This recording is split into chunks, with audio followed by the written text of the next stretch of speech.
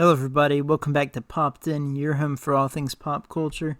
Today we're going to be talking about the second episode of the Disney Plus original series, Star Wars Visions, titled Tatooine Rhapsody. Now, if you missed it, I did cover the first episode, The Duel, the other day in a review, and I'm planning on covering the rest of the season before doing an ultimate season recap at the end when I finished my individual reviews for the other episodes. So be sure to check out the review for The Duel and stay tuned for the rest of the episode reviews that come eventually. I'm trying to get these as soon as possible, but kind of busy still trying to work out other things. I'll try and get them out as soon as I can, but in the meantime, stay tuned for those videos and other videos that I've got planned, because I want to do some more stuff that's not just Visions reviews, so it's not all the same thing and there's a bit of variety.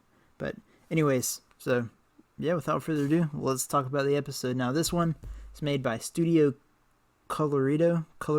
I'm not sure how you pronounce it. Again, my apologies there. But yeah, starting out the episode with the premise of it being about a rock band in the Star Wars galaxy, it kind of makes you go, wait a second, when you first hear that. And the episode, it kind of makes you feel that way too. It starts out, we get a flashback to the Clone Wars, where there's a battle going on, and we see some dead clones and some destroyed battle droids, and we follow a Jedi Padawan named Jay, who is running, which kind of ambiguous what he's running from. My assumption was Order 66, because I don't know how else because he goes from running and he falls off the edge of a platform or something. And that's when he meets Geezer, the Hutt, who has started the band that this episode is about. He meets him, and I would assume it's Order 66, because I don't know why else he would just leave the Jedi and join a rock band. But hey, it's a strange premise, so it could work. Anyways, so Jay, we have that flashback where he meets Gee, and then he joins the band, and then it jumps to the present day, where the band, which is called Star Waver, is performing a concert, and the other members of Star Waver, there is, of course, Gee, who plays the bass, Jay plays guitar and sings, Curdy, I think is her name, is a droid who plays guitar as well, and then Lan is like a three-torsoed alien who is the drummer, which I feel like is a pretty cool idea there. We see them playing at a show, they're getting cheered on, but the show gets cut short because a familiar face interrupts, and I was super ecstatic about this one. I'd seen him in the trailer. If you don't know, he's my favorite Star Wars character, so the fact that Boba Fett gets to appear in this episode and has a fairly good-sized role, I was very happy about that, and especially the fact that Tamara Morrison comes back to voice him for the English dub version. So, yeah, that was really good, and I liked how they handled Boba. It's weird seeing him like a chibi version, but it worked with the animation style. Before we get deeper into the plot of the story, I wanted to talk about the different alien species we saw, because in the crowd of the first show, we can see a bunch of different alien species from the Star Wars universe. We got to see a Duros, a couple Rhodians, and a Thorian, a Gatau, and of course humans there. But it was pretty cool, which I mentioned it in The Duel. We get to see a bunch of different alien species and stuff, which I like the fact that they're doing that. That was a problem with things like the sequel trilogy. We didn't see a lot of returning alien species in the movies, and I like that they're kind of embracing that fully with like The Mandalorian, The Bad Batch, shows like that. And it really adds to the connective tissue without making it seem small, because it's just species. Like, you expect to see species you've seen before over and over again, and not them completely be gone and replaced with these new species. So yeah, that was one thing I really liked. Boba is there. Jabba the Hutt has Geezer, who is somehow related to him, or he may just be part of the Hutt clan. I'm not sure. But Geezer doesn't want to be a part of the Syndicate. He just wants to be in his band. Jabba has him marked for execution and wants him captured. So that's why Boba and some of Jabba's guards are after him. But the band stages an escape, of course, and escapes from Boba. It was a little disheartening to see Boba get beaten again. He got kind of slapped around by Cosca Reeves in Season 2 of The Mandalorian, and now he got beat up by this band. But, hey, it's not really canon, so it's nothing too crazy. And he ultimately comes out on top because he tracks down the band and captures Gi because Jay's lightsaber doesn't work, which I thought it was kind of funny. Boba likes his nonchalant reaction, like Jay just runs up with his lightsaber and Boba's just like, you don't want to do this. Like he doesn't care that he's got a lightsaber, and especially whenever it doesn't work. I just thought that was pretty funny.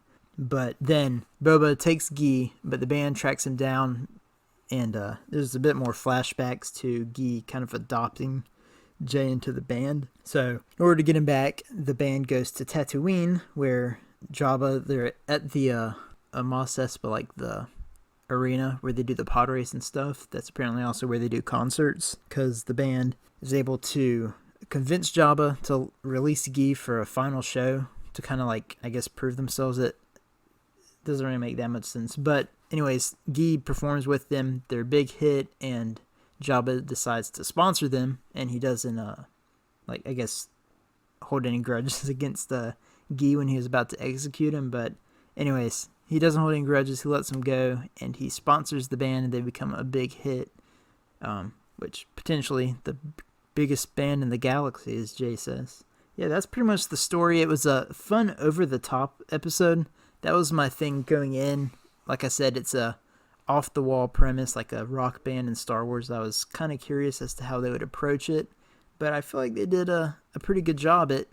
On first watch, it was kind of hard to get used to, but I've watched it a couple times since then, and I have come to enjoy it, especially the fact that it's got Boba in it. Slave One is always great to see, and yeah, the callbacks, like we get some references to the Clone Wars, like I mentioned. We see some clones and battle droids. Jay is a former Jedi Padawan. All the alien species. We get a lot of other cameos from characters, like Bib Fortuna shows up. Ristal Sant and Lin Mi and the Rhodian dancer, I can't remember her name, from Jabba's palace. They all show up. So I thought that was pretty cool to see them, and like we get a couple shots around Tatooine of people listening in, and we even get a shot, which this is something I wanted to mention. We get a shot of, I believe it was Obi-Wan's hut, because it looked a lot like Obi-Wan's hut. And I am wondering, because I've seen people talking about, are we going to see elements from Visions, like characters, events, and stuff, come back in future content? And I'm wondering, because they had that shot on the hut that looked like Obi-Wan's hut.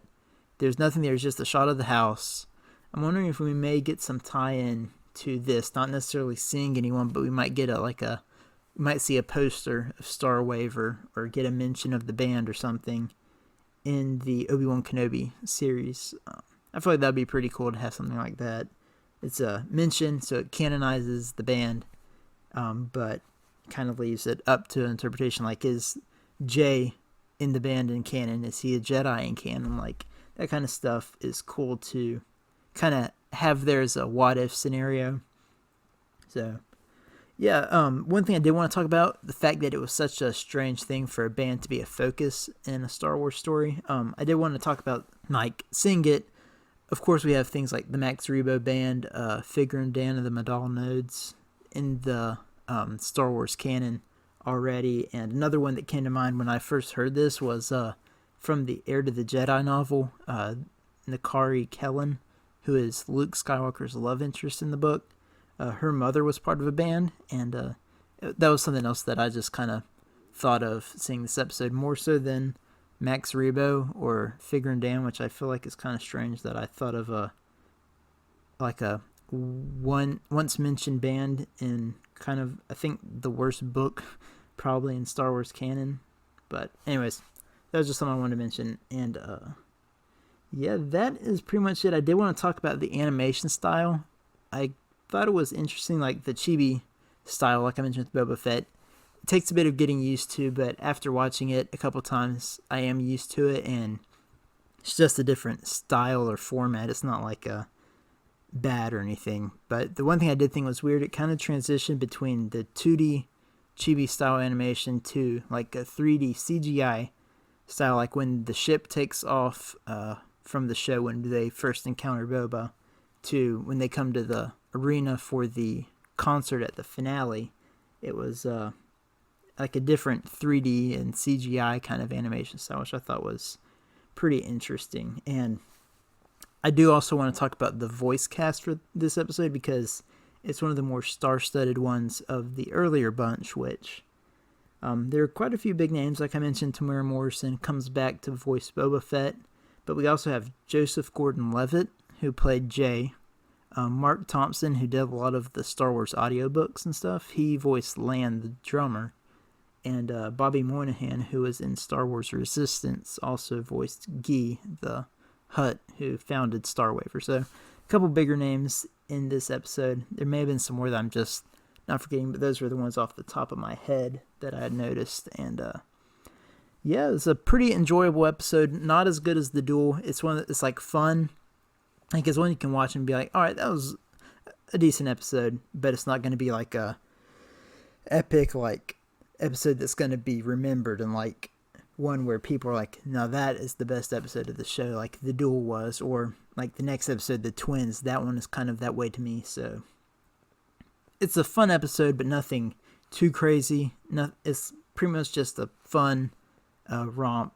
So yeah, I thought it was a pretty good episode. Not as great as the first one, but still fun and enjoyable. And one last thing to mention, Womp Rats are adorable, if that's what those are. I'm pretty sure they're Womp Rats because it was on Tatooine, I do believe. Those things were so adorable, and I now love Womp Rats. I need a plush toy of that. But yeah, it was a fun episode.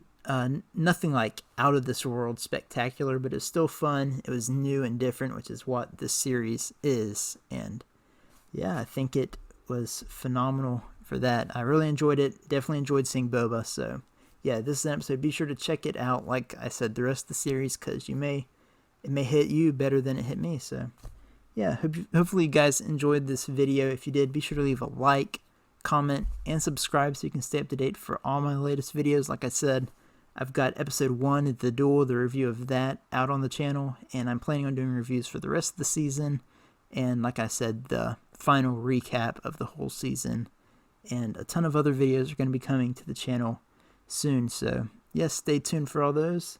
I'll see you all in the next one. Goodbye.